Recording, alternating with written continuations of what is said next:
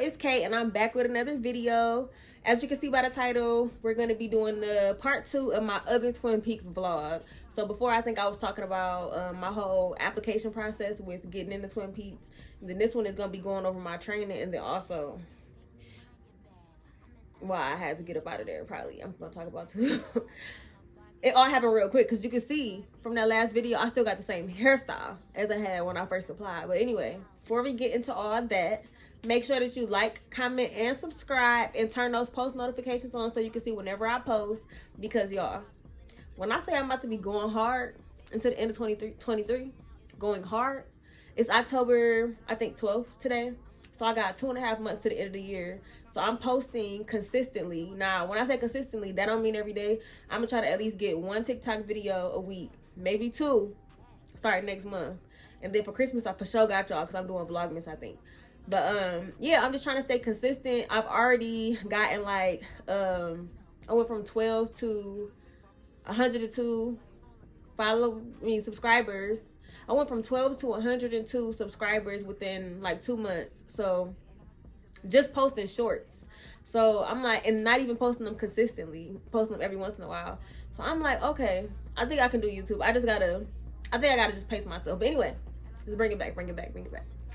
We're gonna be talking about my experience working at Twin Peaks, y'all. Okay, so let me just start from, I think my last video, I just ended out saying that I was supposed to be starting. So, when you start working at Twin Peaks, or once you get hired in, after you take your picture and it goes through corporate, I think that's where I left off at. After I took my picture and it went through corporate, I waited for them to, girl, it took forever for them to call me, it felt like, but it really took like 5 days. I think I took my picture like on a Thursday or Friday, and then I had to wait through the weekend. I think they got back to me on like Tuesday or whatever. But anyways, my first day I came in for training, they gave me a handbook. So the book is thick, okay, y'all? It's thick, and you're expected to fill out the whole thing. Even though some other servers that work there were telling me that they never touched that book the whole time. But I guess it depends on what kind of person you're dealing with. And the manager that I was dealing with directly with my training was a butthead. She was a female, and she was a butthead. Like, she gave hating vibes. So she want to give you a hard time, pretty much. You know what I'm saying? But anyway, no, that's exactly what it was. Yeah, that's what I'm gonna call a spade. She was a hater, and she just was giving a hard time for no reason, to be honest. Like, I came for the first day of training. Like, she texted me and told me that she would be the person that I would be training with on my first day. Then I came in and I was working with another male manager, and I remember she walked in a room and she didn't even speak to me. She looked over me for real, and then started interacting with the other manager until it was time for us to do our handbook work. And she pretty much was just like, you can follow me or whatever. She never really introduced herself, which I thought was very, very, very rude, especially first day. So that was flag number 1, and I ain't even got into everything else. So needless to say, like, I'm still excited. When I come in for my first day, I'm waiting to, first you got to do a couple, you know, the regular W2 type stuff, but you do it on the computer. So once I got done with that, I sat down with her, and I'm going to just say Brenda. No, I'm going to say Brenda. No, I don't like Brenda. Okay, Brenda. All right. So I sat down with Brenda, and we went over that's what we're going to call her, Brenda.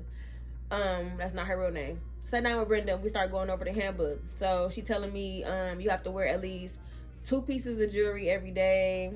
You have to have your face made up. And then I asked her to make sure. I'm like, do I have to have on foundation, or is just like, you know, shadow lip lashes? She like, well, no, you absolutely have to have on foundation every day. So that was, in my head, I'm like, okay. But then also I'm thinking about it like, this is going to be my motivation to be a baddie every day. So, you know, because there'll be some days where you just don't feel like it. This will be my motivation to feel like it. So yeah, have your makeup on every day. 2 out of 3 pieces of jewelry every day. You have to wear your hair down every day. That was also a thing for me. So you can't do half up, half down. You can't do a cute pony. You have to have your hair down. And it was kind of questionable because I told her I had a pixie cut too. So it was kind of questionable, like her response back to me when I told her that. So I'm like, okay. And then of course you wear your jean shorts that you have your own. They give you some knee-high socks. You get your own mid-cap boots. They give you the tops that you wear, different ones on certain days and whatnot. So boom, now I'm starting my training. Now I'm starting my training. I loved my trainer. Like, we was cool as hell, and I wish I would have got her number, her contact, so we could have kept in touch because she was cool as hell. But you have to do training for 5 days. So you are matched up basically with a waitress, and then you just pretty much help her with her shift the whole day. It's, if you ask me, even though you get, well, I was getting paid like $10 an hour, even though you get that little change, you basically making money for the person that's training you, because you're the one that's taking the orders, you're the one that's running to get them drinks, you're running behind her to to trail her with the food, or grabbing the food when she's not there. If she go to the bathroom, then you are the waitress, but she's getting the full tip. Now, it was one time where one of the tables specifically was like, one of the tables specifically said, this is for you and your trainee. So that was the time where we both split the $40 tip or whatever. I got 20, she got 20. So that was cool that that we split that. But outside of that, I'm pretty much just working for you to get a check. Now, like I said, she was very, very cool, and we was laughing the whole time. So that made it a lot easier, to be honest. But yeah, it was just a very, very, very long work day for $10 an hour as a server. And mind you, I do have experience serving. I used to serve when I was 16. I was working at IHOP or whatever. So I used to run it up on them Sundays when people would get out of church. So I know how much money, you're usually making. And you make more at that kind of place because, people are drinking. So they're more likely to tip more, to be honest. And it's a restaurant. So okay. But, yeah, she was cool. And then I was learning the tables and whatnot. Every day I'm using the handbook to write out all of the recipes, or what things come with, what comes on a burger and all of that. One thing that I did not know at all, like even with me drinking and me being a server back in the day, I don't know nothing about no beer. I don't know nothing about beer. And that place is big on, I say, wings and beer, even though all of their food is really good. Wings and beer, baby. And so people will come in asking me about IPAs. Baby, I didn't know that it was a difference between Bud and Bud Light. I thought, girl, I'm still confused about Bud and Bud. Anyways, now what I know about beer is the most I've ever known about beer, and probably this is all I need. So, yeah, training was 5 days long. Boom. But then now I'm having conversations with people. Now, mind you, I don't know if I said this in my part 1 about like actually going through training. About actually doing my orientation or whatever. But my whole reason for applying to Twin Peaks was because I wanted to bartend. That was literally the entire reason I want to bartend. I don't want to serve, I want to bartend. But I came in with the understanding that I may have to serve for a minute so I can learn the menu before transitioning to working the bar. So when I came in, when I handed the application to the general manager, I let him know that. And he said, yes, absolutely. It'll just take a couple months and then I can move up to bartender. But they just got to see me actually pushing and getting them orders out. And you know what I'm saying? Like that. They got to see me working hard. So I'm like, okay, cool. Bet. That was before I knew how long their menu was, one. And then they also have a drink menu, like a specific, cocktail menu. It's not just come to the bar and order what you want. No, they have a bunch of cocktails also. Didn't know all of that. I just know that the bartenders make good money. So that's what I was first told. Then when I sat down with Brenda, I think I called her. When I sat down with her, I asked again, because I'm still trying to see before I start, like, okay, how long I got to work before I could be a bartender? Because everything she's telling me is cool, but I really don't want to serve for real. Like, I'll do it, but I want to bartend, baby. So, I asked her, and she like, well, it might be some time, to be honest with you, because we already have some other people that's been here for longer than you, and it's a line. And I'm like, it's a line? So this is the first I've heard of a line. So I'm like, about how long? She said, it'll be a few months. So, mind you, the general manager told me a couple months too, they just got to watch you. But talking to her, this is the first I've heard of this line or whatever. So I'm like, okay, all right. So moving forward, now I'm working with my trainer. The waitress that's training me. Now I'm working with her, and I'm getting to talking to more people or whatever. My trainer, she's been there for 3 years, and she told me that when I came in a week ago to take my picture for corporate, that was her first week training on the bar, and she had been there for 3 years. Then she told me her best friend that works there, that's been there for 2 years, she wants to bartend also, and guess what? She is in line. And then another girl that trained me, that's been there for 3 years, guess what? She started on the bar 2 weeks before I got there. So I'm saying, they telling me it's a line, but the people that's working at the bar haven't quit, I guess, for the last 3 years. So nobody's leaving, so they don't need bartenders. So they really slick how they did it, because had the general manager told me that it was a line, like before I took my corporate picture and when I was giving him my application, baby, I wouldn't have came back. But they lied. Well, they didn't lie. They withheld information, which is lying. So now I'm talking to Brenda, whatever her name is. I don't know what I call her. Brenda.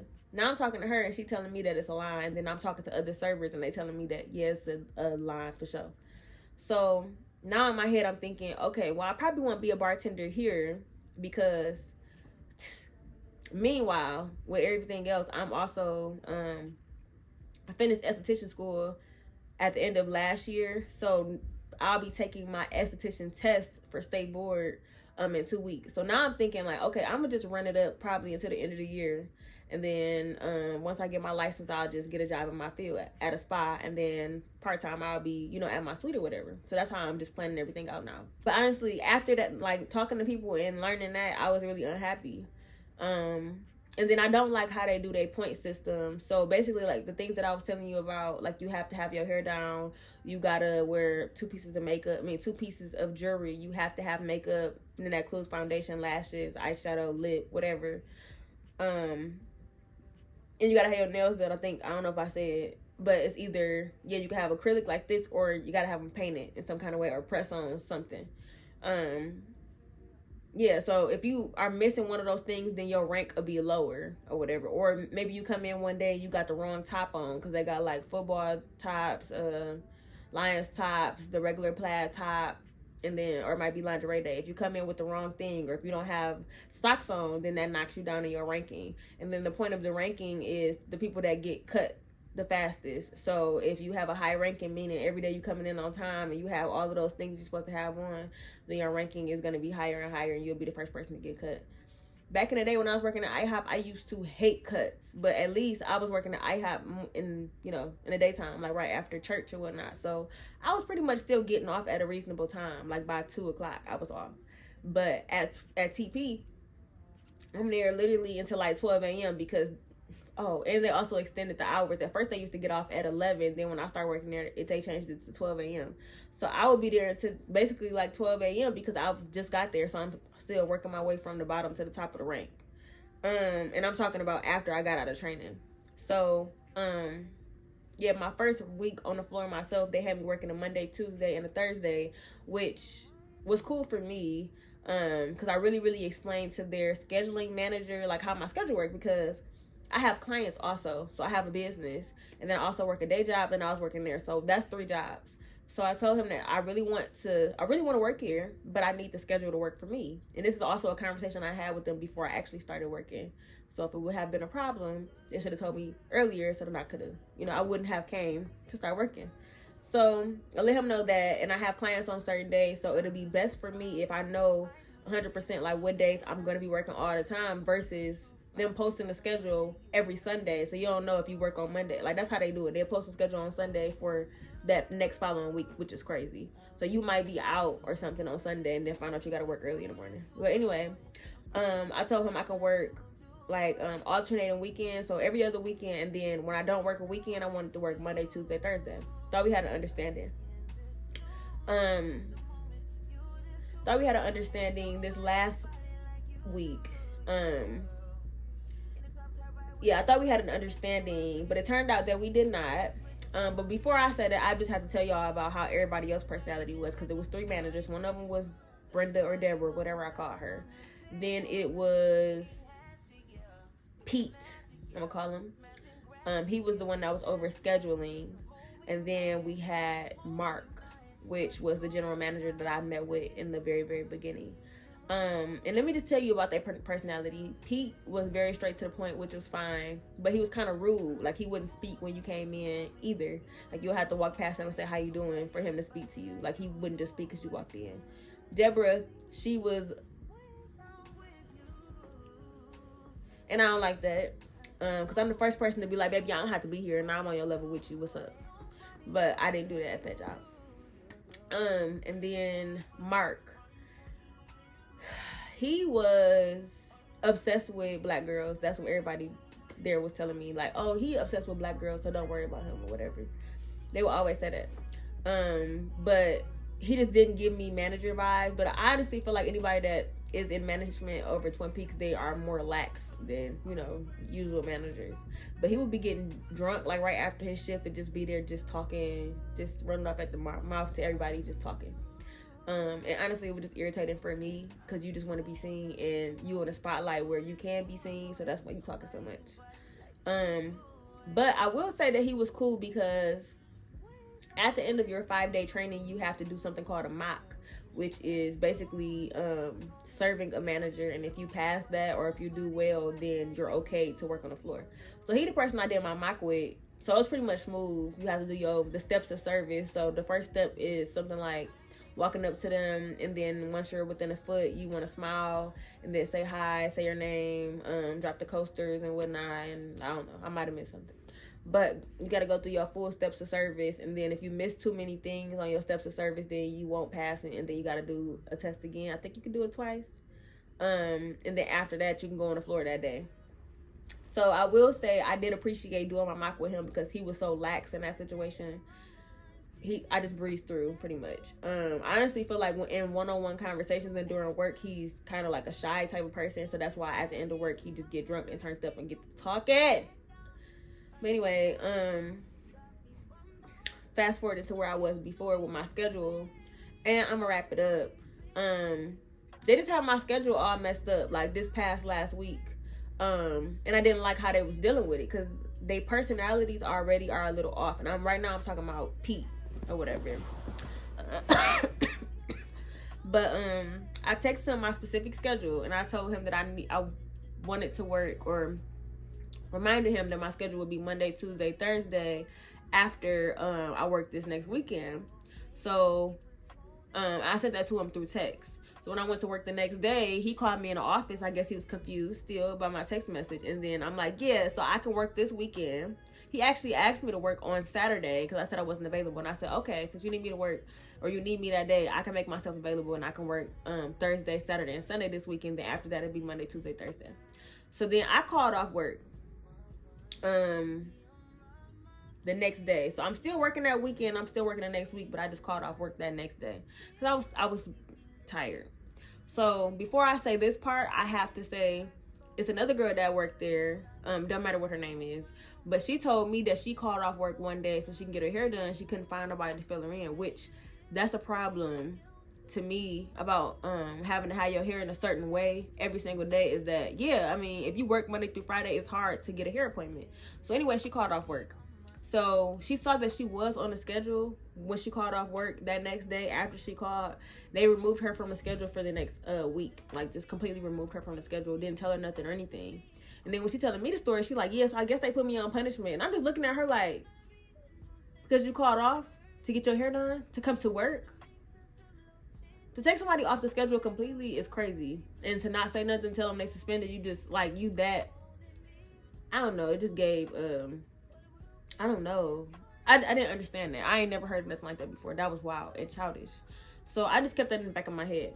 So, like I said, I called off that next day. Was still available to work that weekend, and was still going to work that Monday, Tuesday, Thursday, that next following week. I go and look at our schedule or whatever because it's time for the schedule to drop. And the schedule, at first it did say the schedule I just said, working that weekend and that next week. And then I see the schedule did say, like I said, working this weekend and that next week. And it was posted by Mark, the general manager.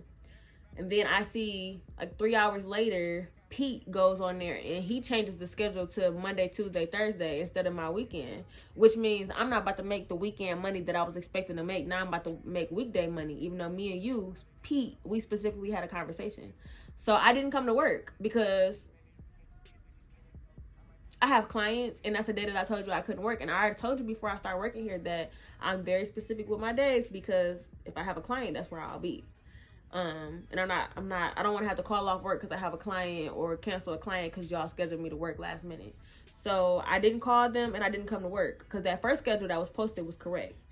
and then for some reason you changed it. I don't know if you being anal because I called off work or what, because it was posted right after I called off work. But anyway, I mean, it wasn't posted right after I called off work, but it was corrected, and it had never been corrected before. So yeah, he texted me, and then also Deborah texted me, which was retarded because y'all both texted me at the same time, the same thing, and I know y'all are at the same place.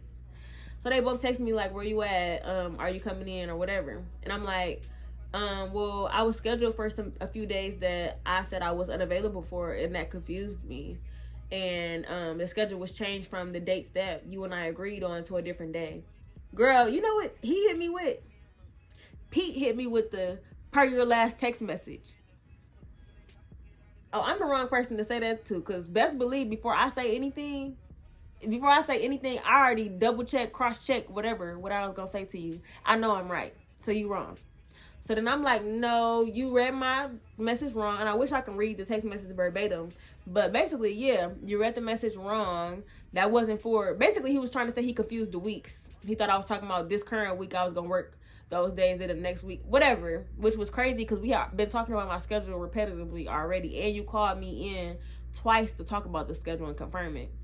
And then so yeah, that's what I'm telling him, like, no, per my last email is correct, but I'm not talking about this week, I was talking about for next week. And he like, oh, I understand what you're saying. I'm not sure why the schedule ended up being changed, which is weird to me because Pete was the one who went in right after Mark posted the schedule to change it. You're the one who changed it, talking about something you don't know why it changed. But okay. He didn't apologize for the misunderstanding, talking about per my last text message. I know what I text you.